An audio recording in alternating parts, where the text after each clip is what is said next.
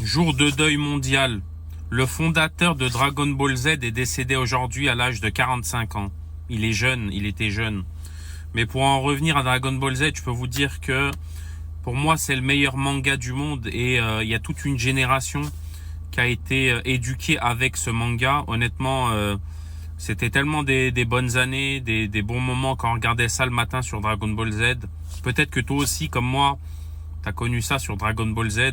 Avec nos frères, on regardait ça dans le salon. C'était des moments, fallait vraiment pas nous parler. On était en mode hypnotisé. C'était que le samedi matin ou le dimanche matin. Ça passait sur le Club Dorothée. Je m'en rappelle, c'était aux alentours de 9h, 10h. Qu'est-ce qu'on aimait regarder ça. C'était impressionnant. C'était l'époque où en fait, vous aviez pas tous ces filtrages.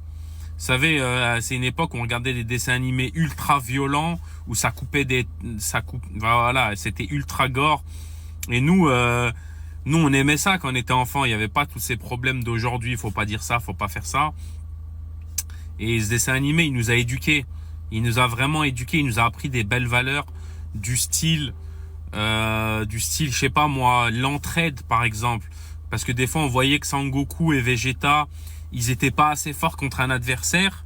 Et en fait, ils devaient fusionner pour essayer d'arriver au même niveau que l'adversaire. Ça c'était de l'entraide, ok? C'était des valeurs qu'on apprenait dans Dragon Ball Z.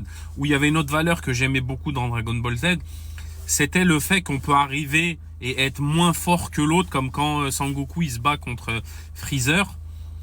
Et en fait, Freezer il est beaucoup plus fort, mais en fait, Sangoku il s'entraîne, machin, il persévère.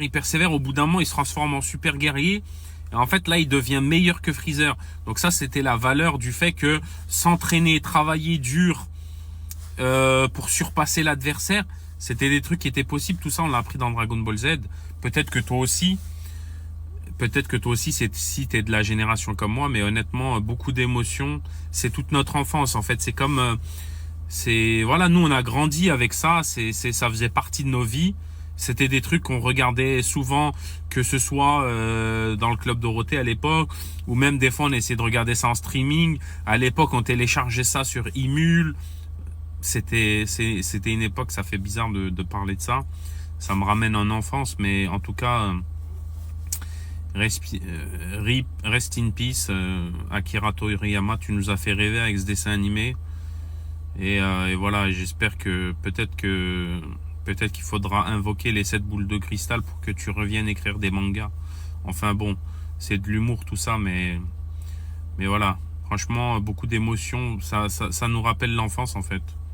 Et je pense que c'est pas faute de le dire. Et voilà.